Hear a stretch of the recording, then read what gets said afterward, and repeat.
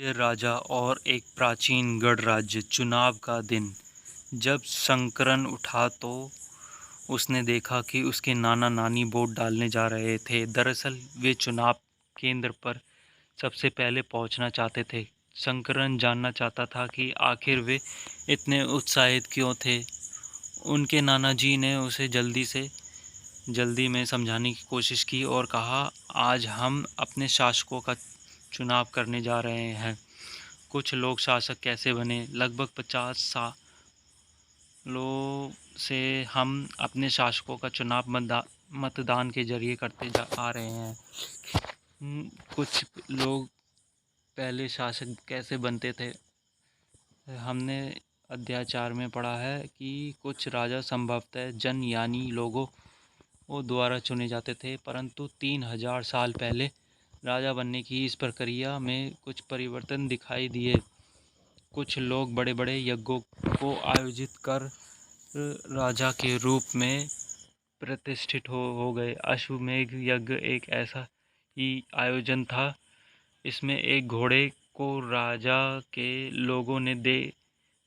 लोगों की देखरेख में स्वतंत्र विचरण के लिए छोड़ दिया जाता था। इस घोड़े को किसी दूसरे राजा ने रोका तो उसे वहां अश्वमेध यज्ञ करने वाले राजा से लड़ाई करनी पड़ती थी। अगर उन्होंने घोड़े को जाने दिया तो इसका मतलब यह होता था कि अश्वमेध यज्ञ करने वाला राजा उससे ज़्यादा शक्तिशाली था। इसके बाद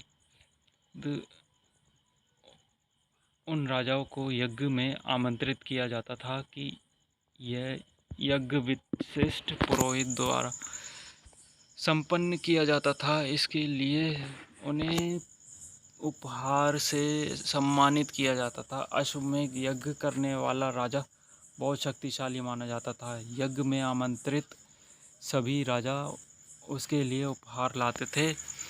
इन सभी आयोजनों में राजा का मुख्य स्थान होता था। उन्हें सिंहासन या बाघ की खाल के एक विशेष आसन पर बिठाया जाता था। युद्ध क्षेत्र में राजा का सारथी ही उसका सहचर होता था। यज्ञ के अवसर पर वह राजा की विजय तथा अन्य गुणों का गान करता था। राजा के सगे संबंधी, खास कर उसके रानियों तथा पुत्रों को भी कई छोटे छोटे अनुष्ठानों करने होते थे। अन्य सारे आमंत्रित राजाओं का काम सिर्फ बैठकर यज्ञ की पूरी तरह को देखना भर था। राजा के ऊपर पुरोहित पवित्र जल के छिड़काव के साथ साथ अन्य कई अनुष्ठान करता था। विष अथवा वैश्य जैसे सामान्य लोग उपहार लाते थे जिन्हें पुरोहित शूद्र मानते थे। उन्हें कई अनुष्ठानों में शामिल नहीं किया जाता था।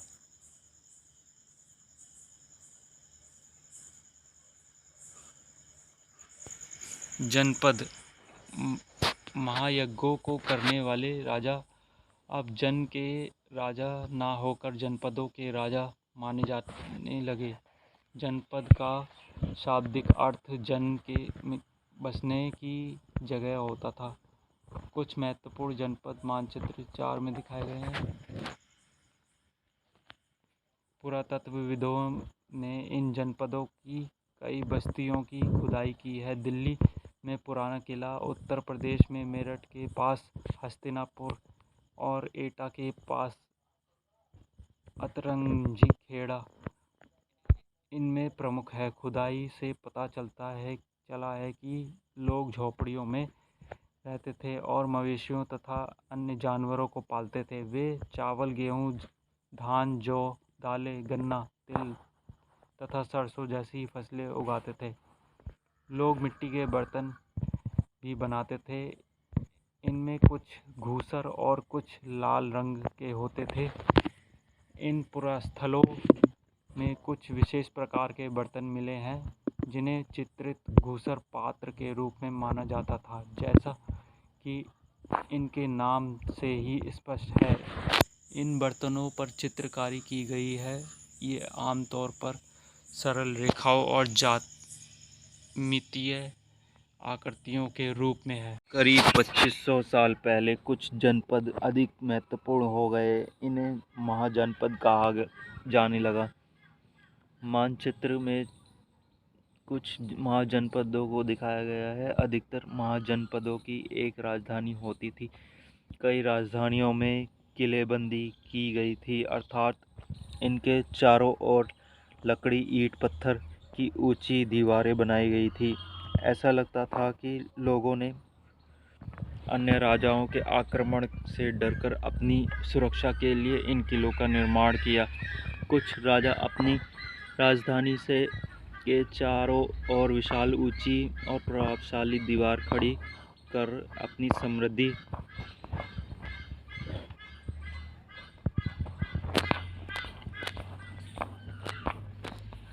और शक्ति का प्रदर्शन भी करते थे।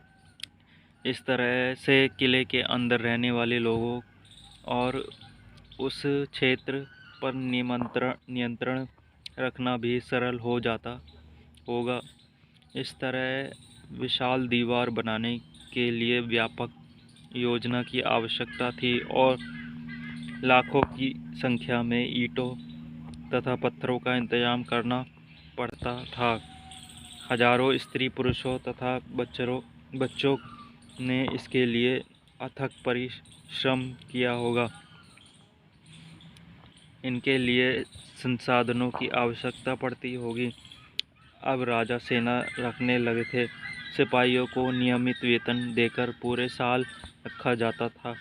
कुछ भुगतान संभवतः आहत सिक्कों के रूप में होता था। इन सिक्कों के बारे में तुम अध्याय 8 में पढ़ोगे।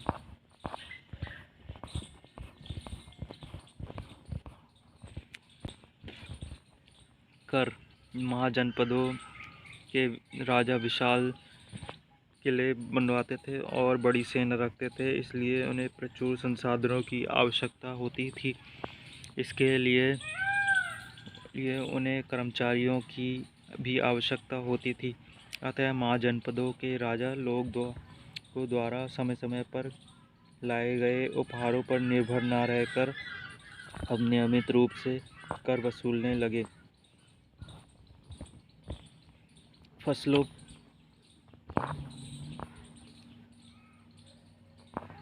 कृषि में परिवर्तन। इस युग में कृषि के क्षेत्र में दो बड़े परिवर्तन आए। हल के फाल अब लोहे के बनने लगे। अब कठोर जमीन को लकड़ी के फाल की तुलना में लोहे के फाल से आसानी से जोता जा सकता था। इससे फलों की उपज बड़ी हो गई। दूसरे लोगों ने धान के पौधों पर रोपण शुरू किया, अर्थात खेतों में बीज छिड़कर धान उपजाने के बजाय धान के पौध तैयार कर उनका रोपण शुरू किया गया। अब पहले की तुलना में बहुत ज़्यादा पौधे जीवित रह जाते थे, इसलिए पैदावार भी ज़्यादा होने लगी। इनमें कमर तोड़ परिश्रम लगता था। ये काम ज़्यादातर दासी तथा भूमिहीन खेतीहर मजदूर करते थे।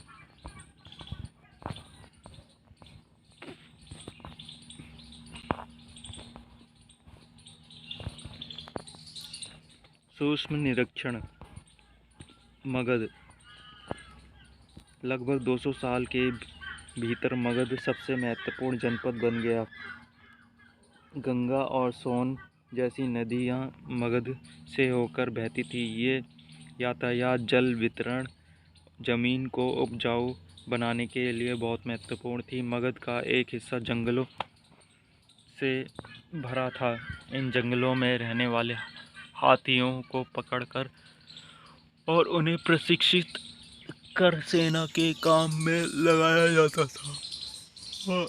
यही नहीं, जंगलों के घर, गाड़ियाँ तथा रथ बनाने के लिए लकड़ी मिलती थी। इसके अलावा इस क्षेत्र में लौह अयस्क की खदानें हैं।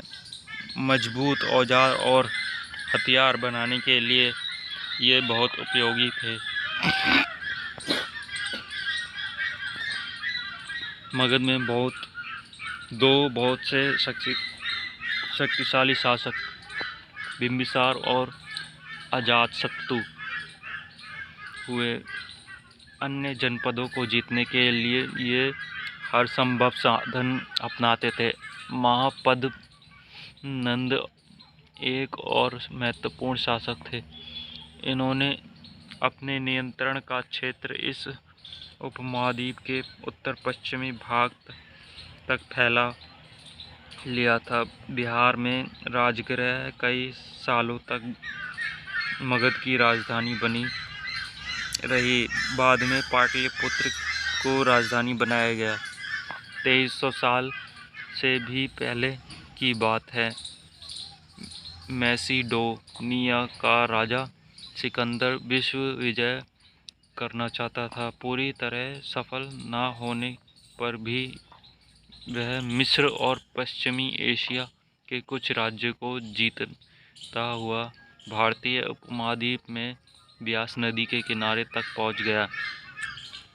जब उसने मगध की ओर कूच करना चाहा तो उसके सिपाहियों ने इनकार कर दिया। वे इस बात से भयभीत थे कि भारत के शासकों के पास पैदल रथ और हाथियों की बहुत बड़ी संख्या थी।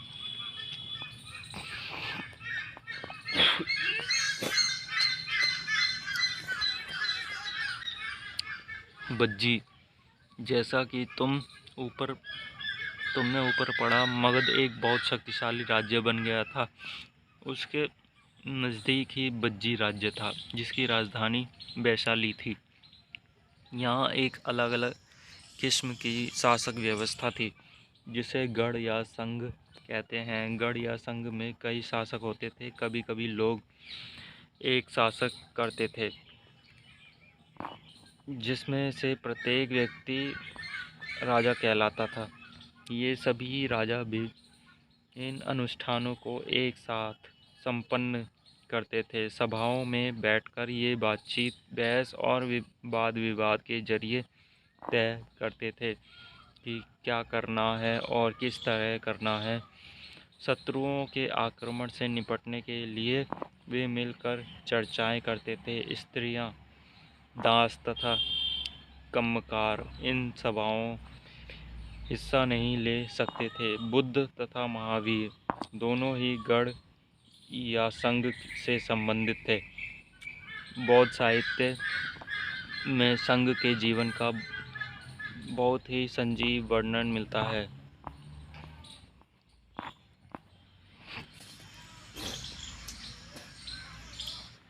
कई शक्तिशाली राजा इन संघों को जीतना चाहते थे। इसके बावजूद उनका गढ़ अब से लगभग 1500 साल पहले तक चलता रहा।